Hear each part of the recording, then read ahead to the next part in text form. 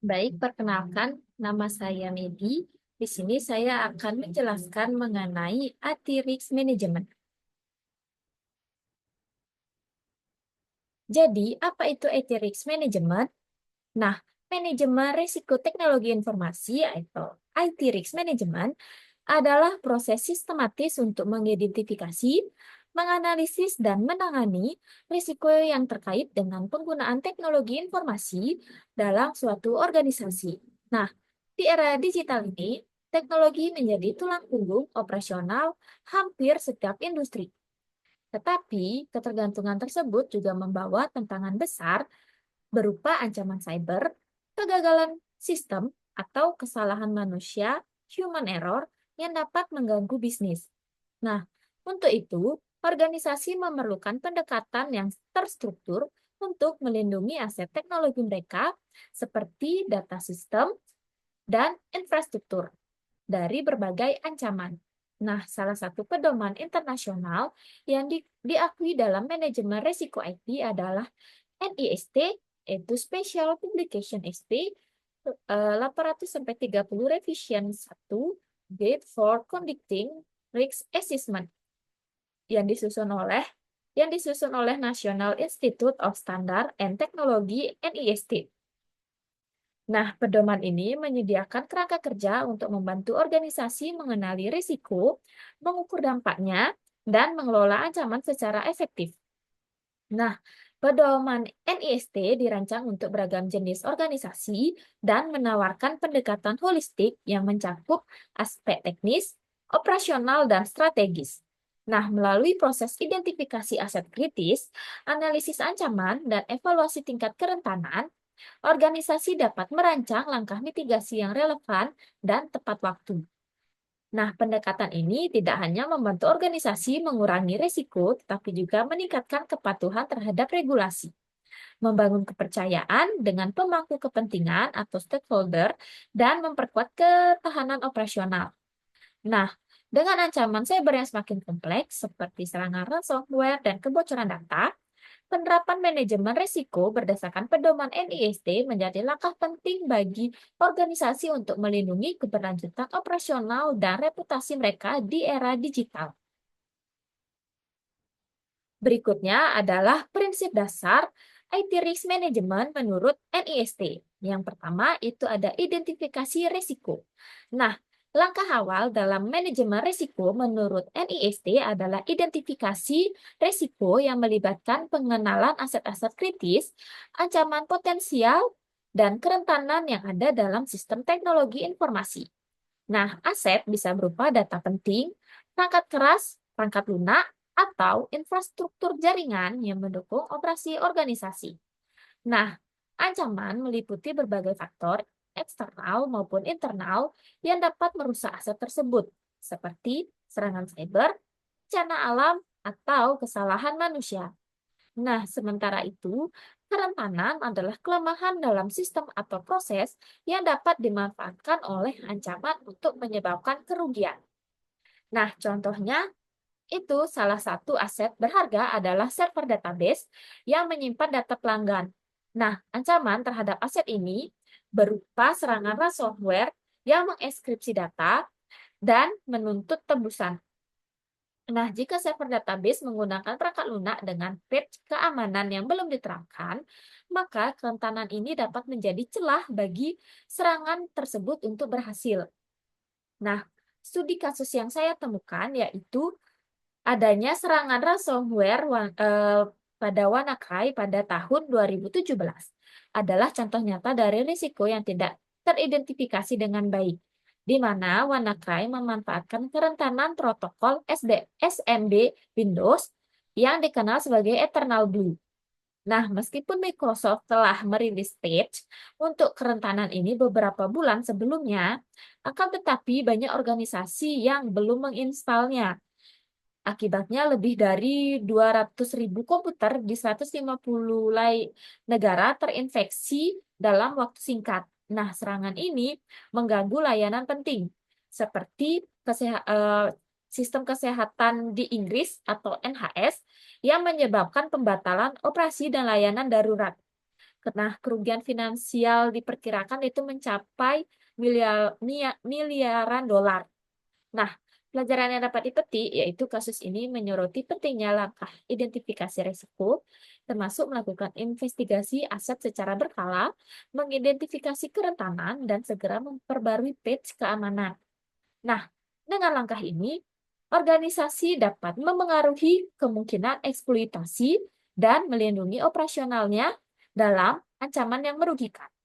Nah, identifikasi resiko yang mendalam tidak hanya melibatkan pemeriksaan teknis, tetapi juga memahami tentang bagaimana sistem dan aset saling berhubungan dalam mendukung tujuan bisnis.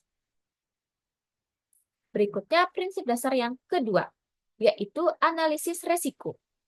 Di mana setelah resiko diidentifikasi, langkah selanjutnya adalah analisis resiko, yaitu proses untuk menilai sejauh mana ancaman yang teridentifikasi dapat mengaruhi organisasi.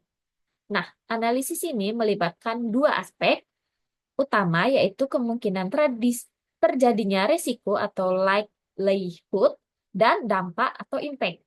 Nah, kemungkinan diukur berdasarkan seberapa sering ancaman tertentu dapat terjadi atau seberapa rentan sistem terhadap eksploitasi. Nah, dampak di sisi lain diukur berdasarkan konsekuensi finansial, reputasi operasional, atau hukum yang mungkin timbul. Nah, analisis ini dapat dilakukan menggunakan pendekatan kuantitatif seperti menghitung potensi kerugian dalam bentuk nilai moneter atau pendekatan kualitatif seperti memberi peringkat risiko dalam kategori tinggi, sedang, ataupun rendah. Nah, contoh, jika sebuah perusahaan menyimpan data pengguna pada server cloud, nah risiko kebocoran data akibat konfigurasi yang salah perlu dianalisis. Dengan pendekatan kuantitatif, perusahaan dapat memperkirakan kerugian dalam dolar berdasarkan nilai data yang bocor, biaya litigasi, dan hilangnya kepercayaan pelanggan. Dengan pendekatan kualitatif, perusahaan mungkin menentukan bahwa risiko ini berada pada tingkat tinggi karena dampaknya yang signifikan terhadap reputasi dan kepatuhan hukum. Nah, studi kasus yang saya temukan yaitu kebocoran data Equifax pada tahun 2017. Nah, pada tahun 2017, Equifax, salah satu biro kredit terbesar di dunia, mengalami kebocoran data besar-besaran yang mana ini melibatkan informasi pribadi sekitar 147 juta orang, termasuk nomor jaminan sosial, tanggal lahir, alamat, dan nomor kartu kredit. Nah, insiden ini disebabkan oleh kerentanan pada kerangka kerja perangkat lunak Apache Struts yang tidak diperbaiki tepat waktu. Nah, meskipun ada peringatan dari vendor tentang celah keamanan tersebut. Berikutnya, dampak itu kerugian finansial akibat insiden ini diperkirakan mencapai 1,4 miliar US dollar yang mencakup biaya perbaikan sistem, kompensasi kepada korban, dan denda hukum. Nah, selain itu, Equifax juga mengalami penurunan kepercayaan pelanggan secara drastis yang berujung pada kerugian reputasi jangka panjang. Nah, pelajaran yang dapat dipetik dari kasus ini yaitu menunjukkan pentingnya analisis resiko yang komprehensif terhadap kerentanan kritis, terutama yang berpotensi berdampak besar pada data sensitif. Selain itu, analisis risiko juga harus mencakup evaluasi berkala terhadap sistem untuk memastikan semua komponen perangkat lunak aman dan diperbaharui. Dengan analisis yang lebih mendalam, Equifax seharusnya dapat memprioritaskan perbaikan pada kerentanan Apache Struts sebelum dieksploitasi oleh penyerang. Nah, kesimpulannya, analisis risiko bukan hanya proses administratif, tetapi langkah strategis untuk memahami dan mengukur ancaman sehingga organisasi dapat mengambil tindakan yang tepat untuk meminimalkan kerugian. Nah, tanpa analisis yang baik, risiko kecil dapat berubah menjadi bencana besar seperti yang terjadi pada Equifax. Berikutnya adalah prinsip dasar yang ketiga, yaitu evaluasi dan prioritas risiko. Nah, setelah risiko diidentifikasi dan dianalisis, langkah penting berikutnya adalah mengevaluasi dan menentukan prioritas risiko. Tidak hanya semua risiko memiliki dampak yang sama terhadap organisasi, sehingga penting untuk memprioritaskan mana yang harus ditangani terlebih dahulu. Risiko dengan dampak yang tinggi terhadap operasional, finansial, ataupun reputasi organisasi biasanya mendapatkan perhatian yang utama. Nah, proses evaluasi ini sering menggunakan matrik risiko yang memetakan kemungkinan risiko terhadap dampaknya. Nah, risiko dengan kemungkinan tinggi dan dampak besar diprioritaskan tertinggi untuk mitigasi. Nah, langkah dari implementasi yaitu evaluasi risiko melibatkan diskusi dengan tim terkait seperti keamanan IT, manajemen senior, dan departemen hukum untuk memastikan semua potensi konsekuensi dipertimbangkan. Misalnya, risiko yang berhubungan dengan data pelanggan biasanya menjadi prioritas utama karena dapat mempengaruhi kepercayaan publik, kepatuhan hukum, dan kelangsungan bisnis. Sebaliknya, risiko pada sistem non-produktif mungkin ditangani belakangan, kecuali jika risiko tersebut berpotensi menjadi pintu masuk untuk ancaman yang lebih besar. Nah, studi kasus yang saya temukan yaitu serangan cyber kolonial People Land pada tahun 2021, di mana pada Mei 2021, Colonial Pipeline, operator jaringan pipa bahan bakar terbesar di Amerika Serikat, menjadi korban serangan ransomware oleh grup DarkSide. Nah, serangan ini mengeksploitasi kredensial VPN yang bocor yang memungkinkan penyerang mendapat akses ke sistem tanpa segmentasi jaringan yang memadai. Nah, dampaknya itu operasi distribusi bahan bakar utama di pantai timur Amerika Serikat terhenti selama beberapa hari, yang mana ini menyebabkan kelangkaan bahan bakar, peningkatan harga, dan kerugian finansial langsung sebesar 4,4 juta US dollar. Nah, yang dibayarkan sebagai uang tebusan.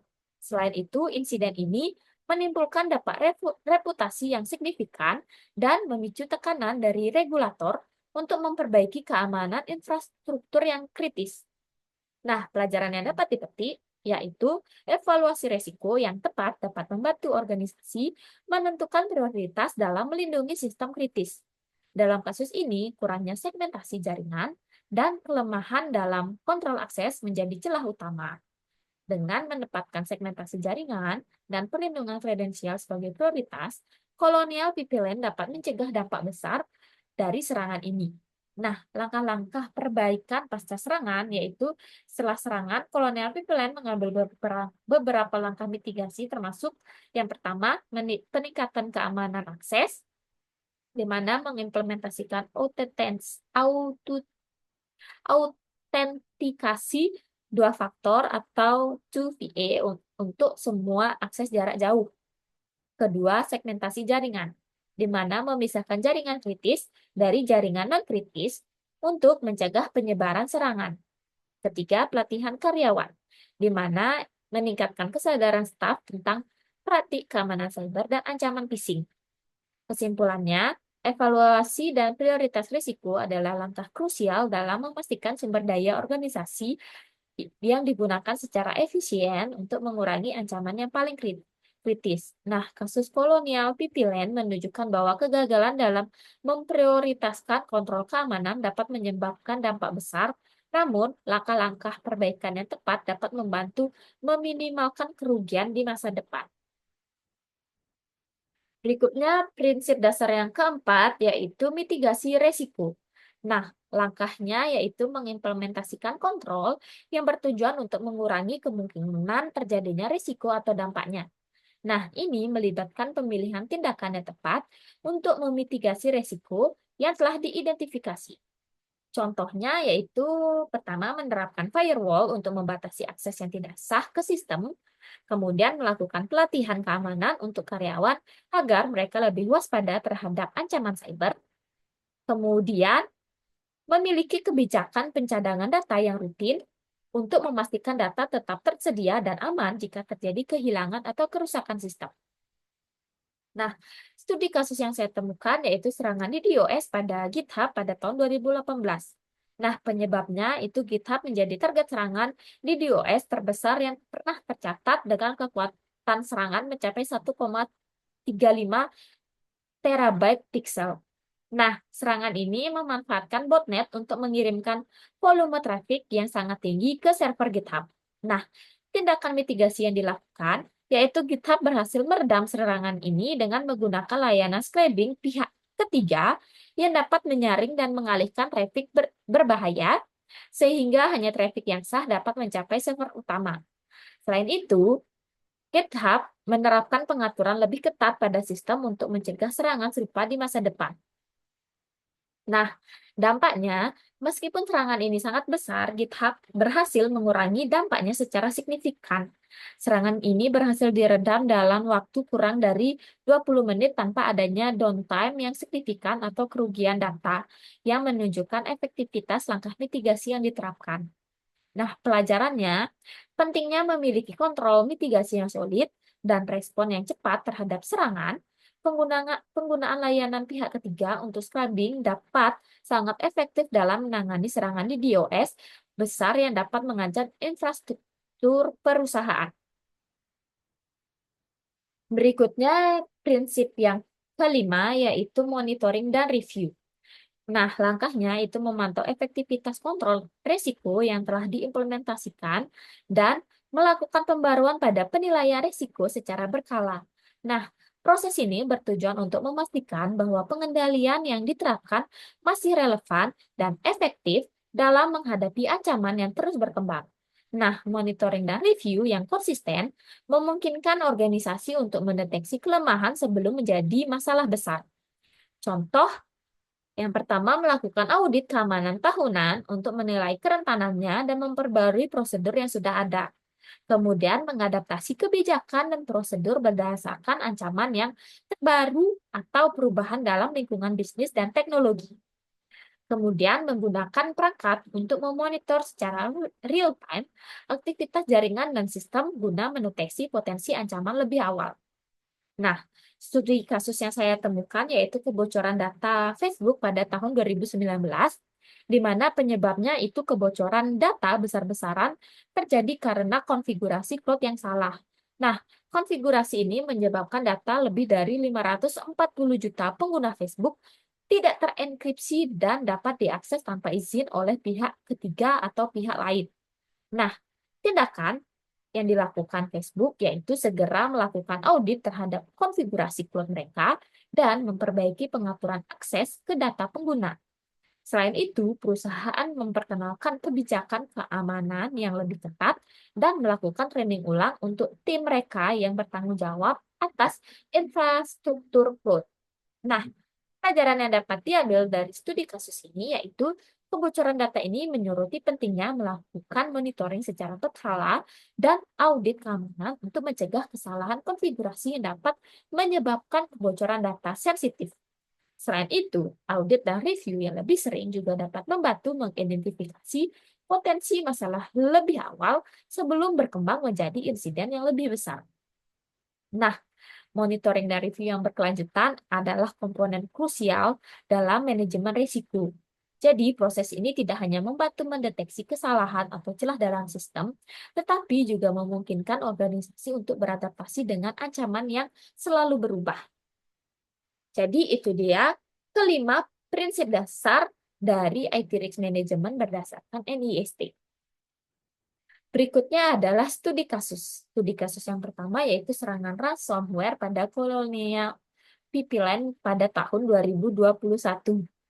Nah, sebelumnya sudah sempat saya bahas, jadi pada Mei 2021, Colonial Pipeline, perusahaan yang mengelola jaringan pipa bahan bakar terbesar di Amerika Serikat, menjadi korban serangan ransomware.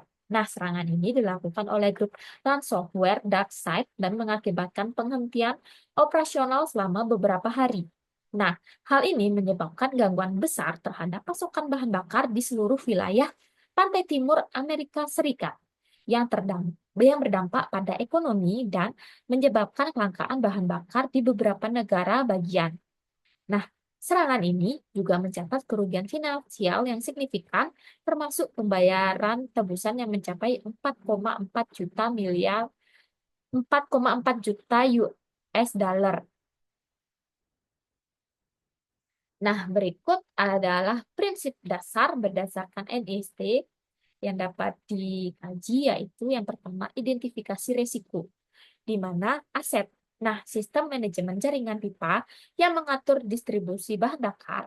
Nah, sistem ini sangat vital untuk kelancaran operasional dan distribusi energi di wilayah pantai timur Amerika Serikat.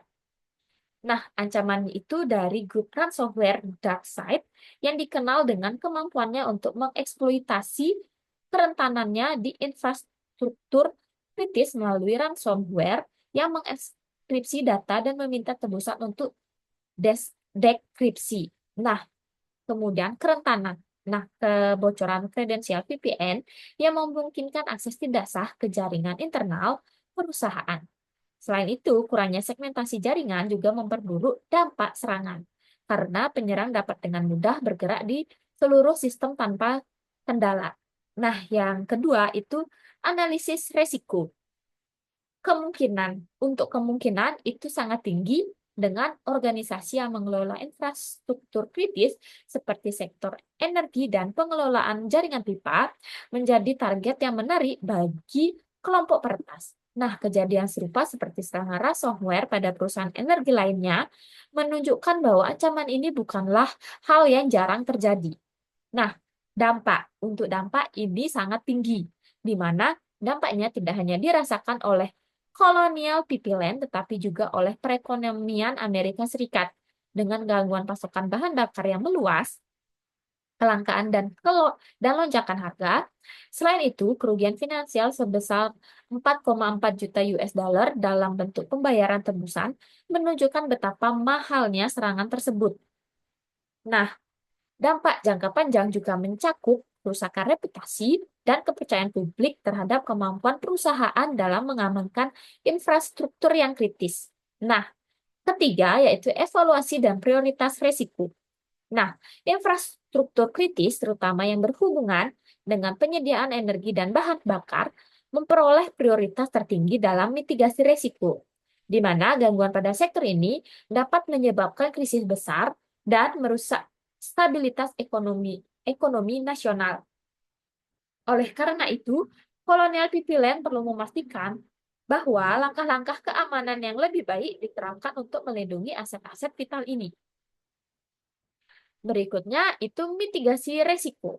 Nah, yang pertama, sebelum serangan terjadi, kontrol akses yang diterapkan oleh Kolonial Land sebelum serangan terbilang tidak optimal, di mana kebocoran kredensial VPN menunjukkan lemahnya perlindungan pada titik akses yang sangat penting.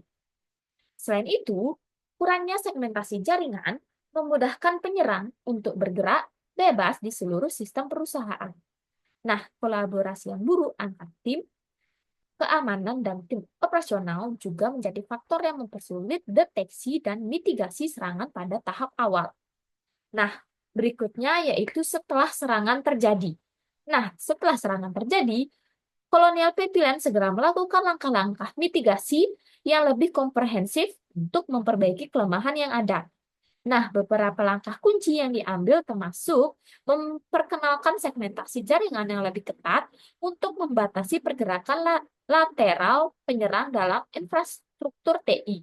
Nah, perusahaan juga melakukan pelatihan intensif kepada staf untuk meningkatkan kesadaran tentang ancaman ransomware serta memperketat kebijakan kontrol akses dan autentikasi multifaktor di seluruh sistem. Selain itu, perusahaan bekerja sama dengan pihak berwenang dan pakar keamanan cyber untuk menganalisis dan memperbaiki celah yang ada. Berikutnya adalah monitoring dan review. Nah, setelah serangan, Colonial Land berfokus pada pemantauan dan review berkelanjutan terhadap sistem keamanannya. Nah, mereka bekerja sama dengan pemerintah Amerika Serikat dan pakar keamanan cyber untuk memastikan bahwa langkah-langkah mitigasi yang diterapkan dapat mencegah serangan di masa depan. Nah, proses ini melibatkan peninjauan kebijakan keamanan secara menyeluruh dan implementasi solusi keamanan tambahan seperti perangkat monitoring yang lebih canggih untuk mendeteksi ancaman lebih awal. Nah, dalam jangka panjang, Colonial Land berkomitmen untuk melakukan evaluasi rutin terhadap kebijakan keamanan dan respon insiden untuk mengurangi potensi kerugian yang lebih besar di masa depan. Nah, pelajaran yang dapat dipetik dari studi kasus Yang pertama yaitu pentingnya kontrol akses yang kuat, di mana serangan ini menyoroti bahwa kredensial VPN yang bocor dapat menjadi pintu gerbang utama bagi penyerang untuk mengakses sistem internal. Oleh karena itu, kontrol akses yang lebih ketat seperti autentikasi multifaktor dan pengelolaan kredensial yang lebih baik sangat penting untuk melindungi infrastruktur kritis. Kemudian, simulasi serangan untuk mengidentifikasi kerentanan, di mana Colonial TP-Lane dan perusahaan lainnya seharusnya menjalankan simulasi serangan atau pentest secara berkala untuk mengidentifikasi celah keamanan yang mungkin terlewat. Dengan simulasi ini, perusahaan dapat menguji kesiapan mereka dalam merespons serangan ransomware dan identifikasi potensi masalah sebelum menjadi ancaman nyata. Yang ketiga itu investasi dalam respon insiden. Nah, respon insiden yang cepat dan terorganisir sangat penting untuk meminimalkan dampak serangan ransomware. Nah, investasi dalam perangkat, pelatihan dan tim respon insiden yang terlatih dapat mempercepat pemulihan dan mengurangi kerugian finansial serta operasional yang disebabkan oleh serangan tersebut. Dengan respon yang lebih terstruktur dan persiapan yang lebih matang, organisasi dapat mengurangi dampak negatif dari serangan cyber yang mungkin terjadi di masa depan. Nah, secara keseluruhan, ransomware terhadap Colonial TP-Lane menunjukkan pentingnya langkah-langkah mitigasi dan kebijakan keamanan yang proaktif, serta kesiapan dalam mengelola insiden secara cepat dan efektif untuk melindungi aset kritis dan memastikan kelangsungan operasional. Berikutnya, studi kasus yang kedua yaitu kebocoran data di Facebook pada tahun 2019. Nah, jadi pada tahun 2019, Facebook mengalami insiden kebocoran data besar-besaran yang melibatkan lebih dari 540 juta pengguna. Nah, data yang bocor termasuk informasi pribadi yang sangat sensitif seperti ID pengguna, status hubungan, lokasi, dan informasi lainnya. Nah, data ini disimpan di server Amazon Web Service atau AWS, namun tanpa perlindungan yang memadai. Nah, akibatnya data tersebut dapat diakses publik tanpa kontrol keamanan yang tepat. Nah, kebocoran ini tidak hanya menimbulkan masalah privasi yang serius, tapi juga merusak reputasi Facebook di mata pengguna dan regulator. Berikutnya adalah investigasi dari prinsip dasar NIST. Yang pertama, yaitu identifikasi resiko, di mana itu aset data pengguna Facebook yang merupakan salah satu aset paling berharga dan sensitif bagi perusahaan. Nah, data ini mencakup informasi pribadi yang dapat digunakan untuk identitas digital serta memberikan wawasan yang sangat berharga untuk iklan dan analitik. Kedua, itu ancaman, di mana akses tidak sah oleh pihak ketiga, di mana kebocoran ini terjadi karena adanya kesalahan dalam konfigurasi penyimpanan data di cloud yang memungkinkan siapa saja untuk mengaksesnya tanpa izin. Nah, berikutnya yaitu kerentanan, di mana penyimpanan data yang tidak dieskripsi dan salah konfigurasi akses cloud adalah dua faktor kerentanannya, di mana Facebook menggunakan AWS untuk menyimpan data, namun tidak mengatur kontrol akses dengan benar, sehingga data menjadi terbuka untuk publik. Yang prinsip berikutnya, yang kedua, yaitu analisis resiko. Untuk kemungkinan itu tinggi, di mana mengingat skala operasi Facebook yang besar dan kompleksitas ekosistem cloud yang digunakan, kesalahan konfigurasi bisa terjadi dan ancaman terhadap data pribadi yang sangat tinggi, mengingat jumlah pengguna yang besar dan nilai data yang sangat tinggi. Dan untuk dampak itu sangat tinggi, di mana kebocoran ini mencakup pelanggaran privasi pengguna yang dapat merusak kepercayaan pengguna terhadap platform. Selain itu, kerugian reputasi juga berpotensi besar mengingat Facebook adalah salah satu perusahaan terbesar di dunia dengan miliaran pengguna aktif. Nah, denda dari regulator terkait pelanggaran perlindungan data seperti yang diatur dalam GDPR, General Data Protection Regulation, juga dapat memberatkan perusahaan. Nah, yang ketiga yaitu evaluasi dan prioritas risiko. Nah, data pengguna merupakan data aset paling sensitif yang penting bagi Facebook. Nah, kebocoran data ini harus menjadi prioritas utama dalam mitigasi risiko, mengingat mengingat dampaknya yang meluas terhadap privasi, reputasi perusahaan, serta potensi denda. Penanganan resiko ini sangat krusial untuk menjaga integritas dan kepercayaan pengguna serta mematuhi regulasi yang ada. Berikutnya adalah mitigasi resiko. Nah, sebelum insiden terjadi, kebocoran data yang terjadi, Facebook tidak menerapkan enkripsi yang membadai pada data yang disimpan di cloud. Selain itu, kontrol akses yang tidak cukup ketat pada penyimpanan AWS juga menjadi masalah besar. Nah, konfigurasi keamanannya lemah memungkinkan akses terbuka ke server yang seharusnya dilindungi. Nah, setelah insiden terjadi, Facebook segera mengambil langkah-langkah untuk memperbaiki kelemahan yang ada. Nah, perusahaan meningkatkan keamanan cloud dengan menerapkan enkripsi data saat disimpan, memastikan bahwa data yang sangat sensitif dilindungi dengan tingkat perlindungan yang lebih tinggi. Facebook juga melakukan audit konfigurasi secara berkala untuk memastikan bahwa tidak ada celah yang dapat dimanfaatkan oleh pihak luar.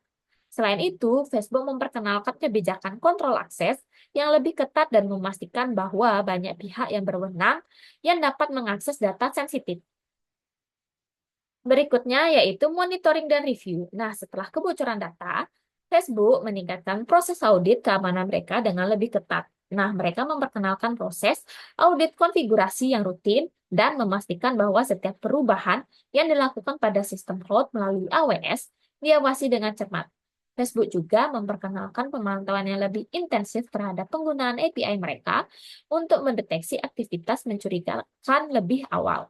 Nah, dengan langkah-langkah ini, Facebook berharap dapat mengurangi kemungkinan kebocoran data di masa depan dan memastikan bahwa infrastruktur mereka lebih aman dan dapat diandalkan.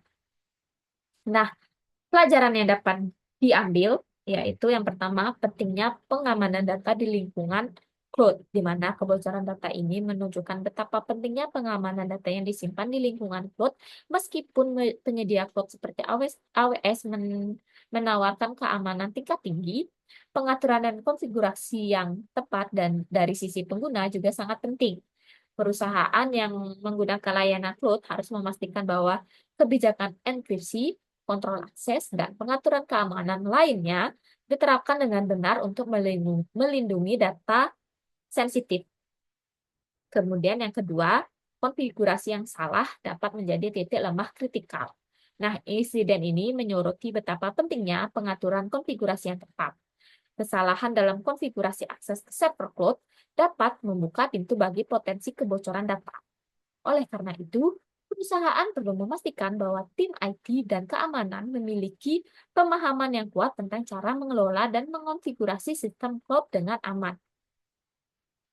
Dan yang ketiga, audit dan enkripsi adalah langkah penting untuk mencegah kebocoran data, di mana salah satu pelajaran utama yang dapat dipetik dari insiden ini adalah pentingnya melakukan audit secara berkala dan menerapkan enkripsi pada data yang disimpan. Nah, audit membantu mendeteksi kesalahan konfigurasi atau celah keamanan sebelum dapat dimanfaatkan oleh penyerang.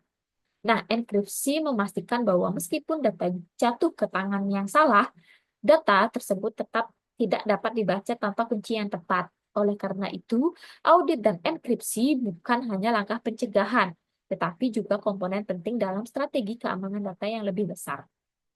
Nah, dengan insiden kebocoran data ini, Facebook tidak hanya menghadapi tantangan besar dalam hal reputasi dan kepercayaan pengguna, tetapi juga telah belajar untuk lebih berhati-hati dalam mengelola data dan infrastruktur cloud mereka. Sebagai perusahaan yang mengelola data miliaran pengguna, mereka harus terus meningkatkan kebijakan keamanan mereka agar bisa mencegah insiden serupa di masa depan. Berikutnya studi kasus yang ketiga, yaitu Marriott International Data Breach pada tahun 2018. Nah, pada tahun 2018, Marriott International mengungkapkan bahwa mereka telah menjadi korban kebocoran data yang sangat besar yang melibatkan informasi pribadi lebih dari 500 juta tamu yang menginap di hotel-hotel mereka. Nah, kebocoran ini berlangsung selama 4 tahun dan terjadi akibat akses yang tidak sah ke sistem IT Starwood. Nah, yang diakuisisi oleh Marriott pada 2016.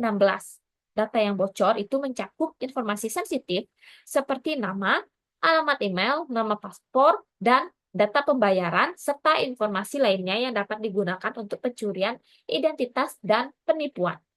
Nah, insiden ini mengungkapkan celah dalam pengamanan sistem yang digunakan oleh Starwood yang lebih rentan terhadap serangan cyber. Nah, kebocoran ini tidak hanya merusak reputasi Marriott, tetapi juga menimbulkan potensi denda yang sangat besar, terutama di bawah peraturan GDPR atau General Data Protection Regulation yang berlaku di Uni Eropa. Berikutnya itu prinsip dasar dari berdasarkan NIST. Yang pertama itu identifikasi risiko di mana aset dalam pelanggan Marriott yang termasuk informasi pribadi dan sensitif dari tamu yang menginap di jaringan hotel mereka. Data ini sangat berharga tidak hanya untuk Marriott tetapi juga untuk pihak ketiga yang dapat menyalahgunakan untuk penipuan atau pencurian identitas. Dan berikutnya itu ancaman di mana akses tidak sah ke sistem IT Starwood dan potensi infeksi malware yang memungkinkan penyerang untuk mengakses dan mengunduh data pelanggan. Serangan ini kemungkinan besar dilakukan oleh peretas yang menargetkan kelemahan dalam sistem warisan yang masih digunakan oleh Starwood setelah akuisisi. Nah, kerentanan, di mana sistem warisan atau legacy system yang digunakan oleh Starwood memiliki pengamanan yang lemah dan tidak diperbaharui untuk mengimbangi ancaman teknologi yang lebih baru. Nah, sistem ini memiliki celah yang bisa dimanfaatkan untuk memasukkan malware atau mendapatkan akses tidak sah ke basis data sensitif. Kedua, analisis risiko, di mana untuk kemungkinan itu tinggi, di mana sistem warisan yang masih digunakan oleh Starwood sebelum akuisisi Marriott memiliki banyak celah keamanan yang tidak dapat diatasi dengan cara yang efisien. Selain itu, serangan cyber terhadap perusahaan besar seperti Marriott yang mengelola banyak data pelanggan sangat mungkin terjadi mengingat nilai data tersebut bagi penyerang. Nah, di mana dampaknya itu sangat tinggi.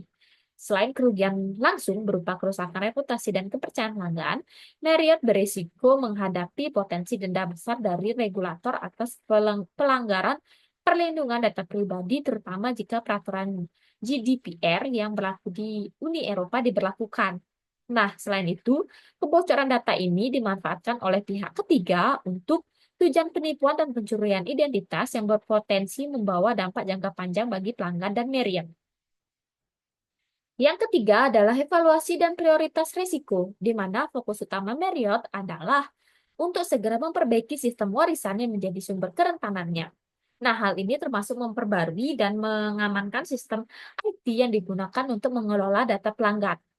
Nah, keamanan data pelanggan harus menjadi prioritas utama untuk mencegah kebocoran lebih lanjut dan melindungi integritas perusahaan. Mengingat dampak besar terhadap reputasi, Marriott perlu mengedepankan langkah-langkah mitigasi yang cepat dan efektif. Berikutnya adalah mitigasi resiko. Nah, sebelum insiden, Marriott gagal mengidentifikasi dan mengalami kelemahan sistem warisan yang digunakan oleh Starwood setelah akuisisi. Nah, sistem ini tidak memiliki pengamanan yang memadai dan Marriott tidak segera melakukan integrasi atau pembaruan yang diperlukan untuk meningkatkan keamanannya. Selain itu, kurangnya pemantauan dan pengawasan terhadap potensi ancaman dan sistem IT yang lebih tua semakin memperburuk situasi. Berikutnya, setelah kebocoran data terungkap, Marriott melakukan berbagai langkah mitigasi untuk memperbaiki celah. Salah satu langkah utama adalah mempercepat proses integrasi sistem IT antara Starwood dan Marriott dengan tujuan menghapus sistem warisan yang rentan dan menggantinya dengan platform yang lebih aman. Marriott juga melakukan enkripsi data yang lebih ketat, baik untuk data yang disimpan maupun yang ditransfer. Hal ini memastikan bahwa data yang sangat sensitif tidak dapat diakses atau disalahgunakan meskipun terjadi pelanggaran. Nah, berikutnya adalah monitoring dan review. Setelah insiden, Marriott meningkatkan proses audit dan pemantauan sistem IT mereka untuk memastikan bahwa tidak ada lagi celah yang dapat dieksploitasi oleh peretas. Mereka menerapkan audit keamanan yang lebih sering dan menyeluruh pada sistem yang berhubungan dengan data pelanggan, serta meningkatkan pengawasan terhadap aktivitas mencurigakan. Nah, Marriott juga memperkenalkan alat pemantauan yang lebih canggih untuk mendeteksi potensi intrusi atau malware di sistem mereka. Selain itu, mereka memperkuat kebijakan kontrol akses dan memperkenalkan autentikasi dua faktor atau 2FA untuk mengurangi resiko akses tidak sah ke sistem internal. Nah, pelajaran yang dapat dipetik yang pertama, pentingnya migrasi sistem warisan ke platform yang lebih aman, di mana kebocoran data ini menunjukkan betapa pentingnya untuk segera melakukan migrasi sistem warisan ke platform yang lebih aman dan modern. Nah, sistem yang sudah usang dan tidak diperbarui dengan baik rentan terhadap berbagai ancaman cyber. Dan ini bisa menjadi titik lemah dalam pengembangan data, dalam pengamanan data yang sangat sensitif. Nah, perusahaan yang mengakuisisi atau menggabungkan entitas lain perlu melakukan evaluasi menyeluruh terhadap sistem IT yang ada untuk memastikan bahwa integrasi dilakukan secara aman. Yang kedua, pengamanan data pelanggan adalah prioritas utama, di mana data pelanggan adalah aset yang sangat berharga dan kebocoran data dapat merusak reputasi dan meninggalkan kerugian finansial yang sangat besar. Oleh karena itu, perusahaan harus selalu mengutamakan pengamanan data pelanggan dengan berbagai langkah seperti enkripsi, kontrol akses yang ketat, dan penggunaan teknologi keamanan terbaru untuk memastikan data tetap aman. Dan ketiga adalah audit dan pemantauan yang berkelanjutan. Nah, setiap perusahaan harus memiliki sistem audit dan pemantauan yang berkelanjutan untuk mendeteksi potensi celah, keamanan, atau aktivitas yang mencurigakan. Nah, langkah-langkah ini membantu organisasi untuk merespon dengan cepat jika terjadi insiden, mengurangi potensi kerugian, dan meningkatkan postur keamanan secara keseluruhan. Nah, dengan kebocoran data ini, Marriott belajar bahwa pengelolaan data pelanggan yang sensitif memerlukan perhatian yang sangat serius dan bahwa sistem IT harus terus diperbarui untuk menghadapi ancaman yang berkembang. Nah, langkah-langkah mitigasi yang diambil setelah insiden ini menunjukkan komitmen perusahaan meningkatkan keamanan dan mencegah kejadian serupa di masa depan.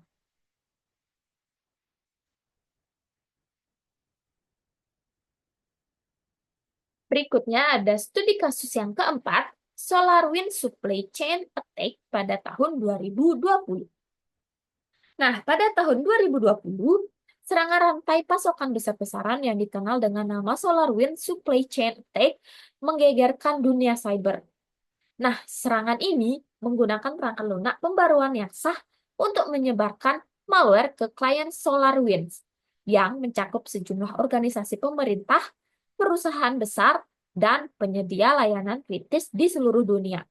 Nah, malware ini dikenal sebagai Sunburst dan berhasil menyusup ke dalam sistem IT klien SolarWinds melalui pembaruan perangkat lunak yang tampak sah.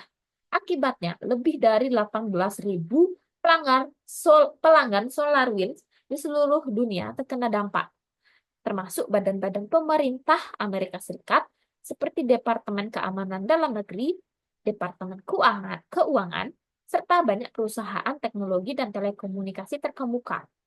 Serangan ini sangat canggih, menggunakan teknik yang sangat terencana dan tersembunyi, sehingga sulit untuk dideteksi dalam waktu yang lama. Berikutnya, hasil dari investigasi melalui prinsip dasar. Yang pertama itu identifikasi risiko di mana aset, yaitu sistem pembaruan perangkat lunak SolarWinds, yang digunakan oleh ribuan organisasi di berbagai sektor untuk memperbarui dan mengelola perangkat lunak mereka. Nah, sistem ini sangat penting karena berfungsi sebagai saluran untuk memperkenalkan pembaruan penting. Tetapi jika dimanfaatkan oleh pihak yang tidak bertanggung jawab, dapat menjadi titik lemah yang mengarah pada kerusakan besar. Nah, ancaman di mana grup APT atau Advanced Persistent Threat yang dikenal memiliki kemampuan canggih dan sumber daya yang cukup untuk merencanakan dan melaksanakan serangan semacam ini. Nah, EPT biasanya terkait dengan aktor negara atau kelompok yang memiliki tujuan jangka panjang untuk mengakses dan mengeksploitasi data atau sistem kritis. Nah, kerentanan itu pengamanan yang kurang pada rantai pasokan perangkat lunak yang memungkinkan malware disusupkan ke dalam pembaruan perangkat lunak yang sah. Nah, serangan ini memanfaatkan kepercayaan yang diberikan kepada perangkat lunak yang sah yang digunakan oleh banyak organisasi besar, sehingga malware bisa menyebar dengan sangat luas. Yang kedua, analisis resiko. Yang pertama yaitu kemungkinan. Untuk kemungkinan itu sedang, di mana serangan semacam ini membutuhkan perencanaan yang matang dan memahami dan paham mendalam tentang cara kerja rantai pasokan perangkat lunak. Selain itu, serangan ini memerlukan kemampuan untuk mengakses saluran distribusi perangkat lunak yang sah yang memang hanya dapat dilakukan oleh aktor dengan sumber daya dan pengetahuan tingkat tinggi. Nah, meskipun demikian, mengingat pentingnya perangkat lunak pembaruan dalam lingkungan TI global, ini tetap menjadi risiko yang sangat relevan.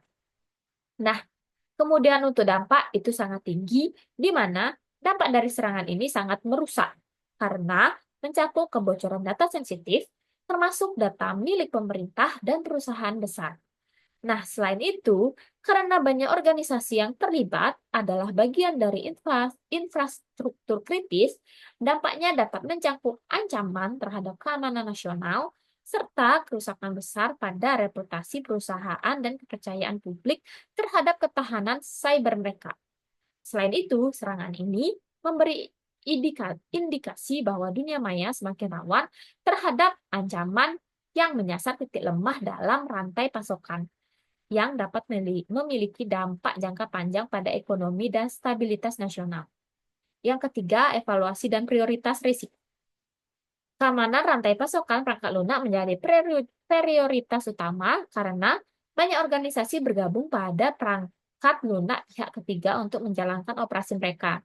Nah, penting untuk memastikan bahwa perangkat lunak tersebut tidak hanya aman tetapi juga memiliki mekanisme kontrol yang dapat mendeteksi dan mencegah serangan sejak dini. Nah, SolarWinds dan pelanggan mereka harus fokus untuk memperkuat kontrol di sepanjang rantai pasokan dan memastikan bahwa setiap pembaruan perangkat lunak yang diterima berasal dari sumber yang terpercaya dan terverifikasi. Berikutnya adalah mitigasi resiko. Yang pertama, sebelum insiden, yaitu SolarWinds memiliki sistem pembaruan perangkat lunak yang relatif aman, tetapi tidak cukup mengutamakan pengamanan rantai pasokan secara keseluruhan.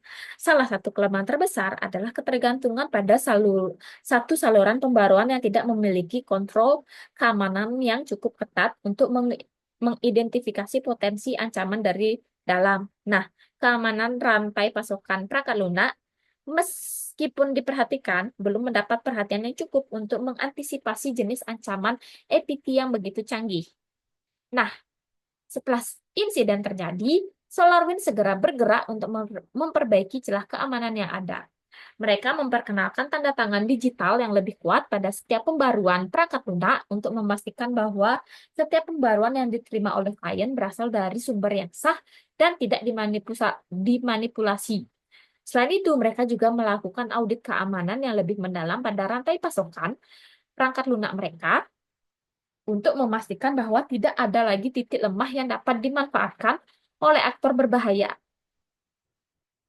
Nah, SolarWinds juga memperkenalkan langkah-langkah baru dalam pengawasan dan pemantauan pembaruan perangkat lunak untuk mendeteksi aktivitas mencurigakan sejak dini. Nah, berikutnya monitoring dan review. Nah, setelah serangan SolarWinds memperkenalkan mekanisme pengawasan yang lebih ketat terhadap integritas pembaruan perangkat lunak. Nah, ini termasuk penerapan sistem pemantauan yang lebih canggih dan audit yang lebih sering untuk mendeteksi potensi intruksi atau manipulasi perangkat lunak yang belum terdeteksi. Nah, SolarWinds juga bekerja sama dengan pihak ketiga termasuk lembaga pemerintah dan perusahaan keamanan cyber terkemuka untuk membantu memastikan bahwa sistem mereka aman dan siap untuk menghadapi ancaman serupa di masa depan. Nah, pelajaran yang dapat dipetik, yang pertama, keamanan rantai pasokan memerlukan perhatian khusus dalam lingkungan yang saling terhubung. Nah, serangan SolarWinds mengajarkan kita bahwa dalam dunia yang semakin saling terhubung, setiap titik dalam rantai pasokan termasuk perangkat lunak yang digunakan oleh organisasi dapat menjadi titik masuk untuk serangan. Nah, keamanan rantai pasokan harus dianggap sebagai bagian integral dari strategi keamanan cyber. Organisasi harus secara aktif mengevaluasi dan memperkuat kontrol mereka terhadap sistem yang bergantung pada perangkat lunak pihak ketiga. Yang kedua, pentingnya pengamanan pembaruan perangkat lunak dan autentikasi yang kuat. Nah, pembaruan perangkat lunak adalah saluran yang sangat penting bagi serangan cyber. Oleh karena itu, penting bagi setiap organisasi untuk memastikan bahwa pembaruan perangkat lunak yang diterima dari vendor terpercaya, dilindungi dengan autentikasi yang sangat kuat, seperti tanda tangan digital dan enkripsi, untuk memastikan bahwa pembaruan tersebut tidak dimanipulasi. Yang ketiga, pengawasan dan audit yang lebih ketat pada rantai pasokan. Nah, pengawasan ketat terhadap integritas rantai pasokan, termasuk audit rutin terhadap vendor dan perangkat lunak yang digunakan, merupakan langkah penting untuk mendeteksi potensi ancaman lebih awal. Nah, serangan ini mengungkapkan bahwa bahkan perangkat lunak yang sah sekalipun bisa menjadi faktor serangan. Sehingga organisasi harus memiliki kontrol yang memadai untuk memantau dan menanggapi ancaman secara cepat. Nah, serangan SolarWinds menunjukkan bahwa ancaman terhadap rantai pasokan perangkat lunak dapat memiliki dampak yang sangat besar, mempengaruhi banyak organisasi dan bahkan negara. Oleh karena itu, memperkuat keamanan rantai pasokan harus menjadi prioritas bagi semua perusahaan yang mengandalkan perangkat lunak pihak ketiga untuk mengelola operasi mereka. Jadi, sudah sampai di kesimpulan. Jadi, manajemen resiko IT adalah elemen penting dalam melindungi aset organisasi dari ancaman yang terus berkembang. Dengan pedoman dari NIST, organisasi memiliki kerangka kerja yang solid untuk melakukan penilaian risiko secara menyeluruh. Studi kasus seperti Colonial Pipeline, kebocoran data Facebook, Marriott International, dan serangan SolarWinds menunjukkan bahwa kegagalan dalam mengelola risiko dapat menyebabkan dampak besar. Namun, dengan tindakan perbaikan yang tepat, organisasi dapat memitigasi kerugian dan meningkatkan keamanan secara keseluruhan. Baik, sekian yang dapat saya paparkan. Mohon maaf jika ada salah-salah kata dan terima kasih.